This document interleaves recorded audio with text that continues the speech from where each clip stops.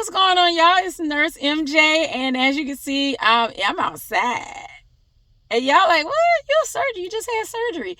Yes, it's the third day after surgery. And I'm feeling okay. Okay, now I'm out in the car. I'm not driving. My husband is driving right now. We're going to a store, whatever. I just need to get outside. Because the recovery time is expected to be about 2 weeks. I can't sit in the house all day like that. So I'm out. Okay.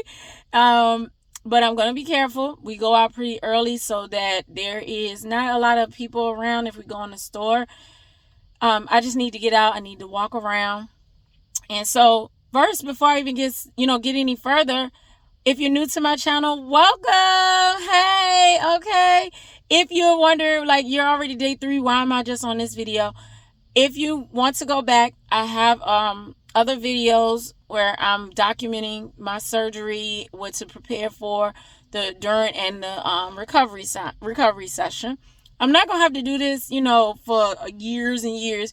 I just wanted to, you guys to see firsthand experience of what I'm experiencing. Maybe it's something that you're contemplating on about this potential situation with having your ovary cyst removed. And I also did my fallopian tubes removed because I no longer wanted to take hormonal birth controls. Okay, I was tired of them. And eventually, when you're taking hormonal birth controls and you're not really planning on having any more kids, you do have to cut it off at some point or switch to something else because you don't want other things to happen. I know with birth control, you have the risk of having high blood pressure, blood clots, all different types of stuff. And if you have estrogen-based hormones and you have a family history or even not, you actually can get a higher risk of developing breast cancer. Because I have breast cancer on both sides of my family, I'm taking the lowest estrogen based. I was taking the lowest estrogen based, but I said, you know what? Me and my husband, I didn't want to have kids. He respected that. I also think that at this point, he didn't want to have any more kids. We're both in our mid-40s, so ain't nobody trying to start over and be, going to a kindergarten graduation in our 50s. Okay? So, ain't happening. All right, we wanted to make sure that all our kids are out and we get to enjoy, ourselves after we are, empty nesting. So, it is what it is. You make your decision, we made ours. Cool. So, right now, as you see, I'm going to show you. I have this pillow in place. I am not driving. And I have a pillow in place where the seatbelt is, because with a seatbelt, if you tend to get, if you have to hit the brakes or whatever, this thing will, the belt will actually jerk back into your stomach. So you don't want that. So I put on a pillow and very comfortable clothing. I still make sure that I don't have on anything that's going to restrict me or rub against the steri strip. That's what I have. So I have steri strips on. Let me show you. I'm gonna take this belt off real quick because I'm just in a parking space right now. All right, I'll let you see it. But if you are not new to my channel, you've been here with me, thank you so much for still tuning in. All right, so here we go. I got that one. I have this one down here. I'm pretty sure this is where either the camera went or one of the robotic arms went. And I have that one. This one looks like some crazy work, boy. Ooh, Lord.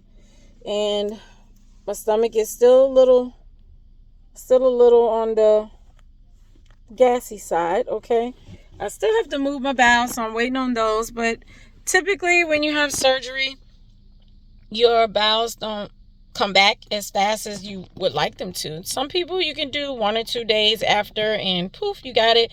For me, I have digestive issues. I have diverticulosis, and so that also affects the way that I poop. And I do experience occasional constipation. I think at one point, I believe my doctor said I have IBS with constipation. So mine's is like IBS-C and IBS. So it's probably IBS mixed. Because sometimes when I do poop, it's, it has to come out. Probably because it's been sitting in there for a while. Anywho, but that is pretty much what I'm doing right now. As you can see, you're probably like, oh my gosh, she sounds so really good. And I do feel good. I haven't taken not one pain medication, which I'm so super dope hyper for, because I did not want to take pain medication. I just relied on resting, relaxation, getting up and moving, and just focusing on getting better. I drink herbal teas, also eat fruits and vegetables. So typically right after my surgery, this is my 4th abdomen surgery.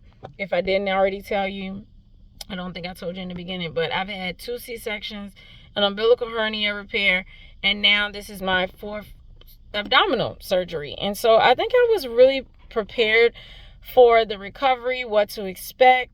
And I think a lot of that plays a big part in your recovery. So if you've never had abdominal surgery, I would strongly advise making sure that you have, whatever pain medications. If you definitely do not have a tolerance for pain, make sure that you have your, medications in place. Do not try to go get them the day of or have someone else go. It could be a hot mess. You want to make sure that it is at the pharmacy and you go pick it up before you have to go in for your procedure. Have them at the house already. Of course, you want to make sure you are prepared with a lot of different items, like your clothing, the foods that you're going to eat, and just basically being prepared. Do not bend over. I cannot bend over right now. I just went up the stairs today before we left, and it was challenging, okay? And I knew it would be. And it takes a lot of wind out of you. You'd be surprised how much we take our bodies for granted until we have to have a procedure done. And it's almost like you're starting to go from scratch. And so going up the stairs, and then I had to carefully come back down the stairs. My husband was behind me to make sure that I did not fall coming down, going up the stairs. And I just went sideways and took my time, one step at a time, coming back down. Stopped if I needed to, took a deep breath, kept going. And so, my goal is to get back upstairs because I miss my bed.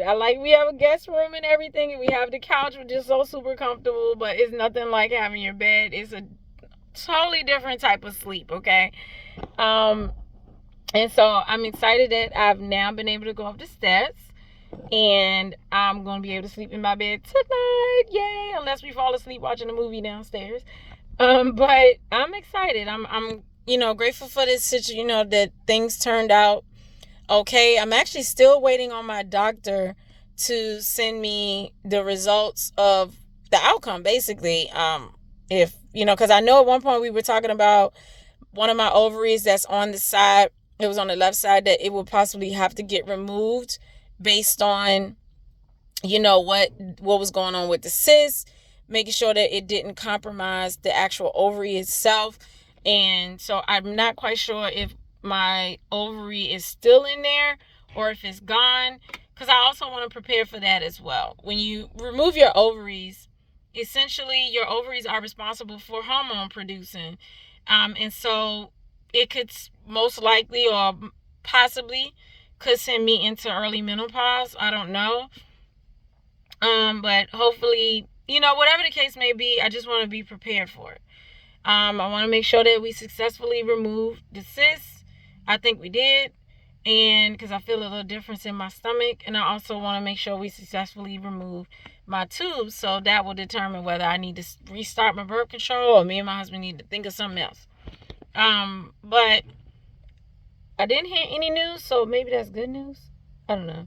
In the medical world, it's no news is good news, but then you want to make sure, excuse me, I'm glad I got this pillow here, because, coughing and sneezing and stuff, you actually have to use your stomach muscles to do that. But anyway, I just want to make sure that all of this stuff is in place, and I know what the outcome was, so I know how to move forward. But I'm going to move forward in the spirit that everything that we set out to do was done, and we just going down that road. Okay, so if you are, right now contemplating or still contemplating on getting the procedure done, again, you can actually put a comment down below and I'll respond to you. I love conversations. I love when people ask questions. I love educating. That's just who I am.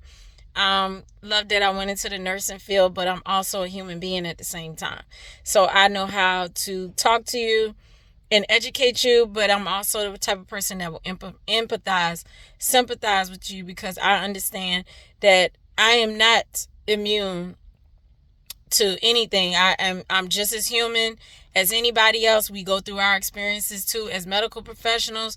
But I also say, you know what? Along that journey, I think it is my responsibility to serve and to make sure that people know what to expect, how to go about, research and making sure that you are well informed. Do not go into doing anything under any type of pressure. I don't care who it is. I know if you love your provider, I love them dearly. But be informed. Be okay with the decision. You're going to be nervous, okay? You are going to be nervous. There's going to be some anxiety about the whole thing. But you have to know who this provider is and if you trust them to do what they said that they can do. And do your research about that. Ask them questions. Don't be afraid to ask questions. Don't be afraid to, put it in, because at the end of the day, our providers, we pay. Okay, when you pay your insurance pays for those services. It's not the opposite way around, okay? Nobody needs to dictate to your life what you need to do.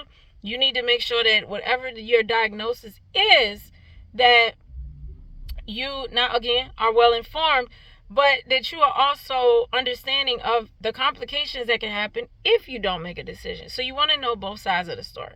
All right, so I'm going to go ahead and jump off here. If you haven't watched any of the other surgery vlogs that I've done, please feel free to go back. I'll post a link to the last one that I did before this or to the very first video that I started, so you can watch them in order. But it should be in my my playlist, I guess. But anyway, enjoy your day. It's beautiful. Look at all that blue sky. You what? Look at all that blue sky. All that blue sky all the way around. All the way around. All the way around. All the way around. What? It is so beautiful outside. All right. I'm going to go ahead and jump off here and enjoy myself for the day. Y'all take care. Bye-bye.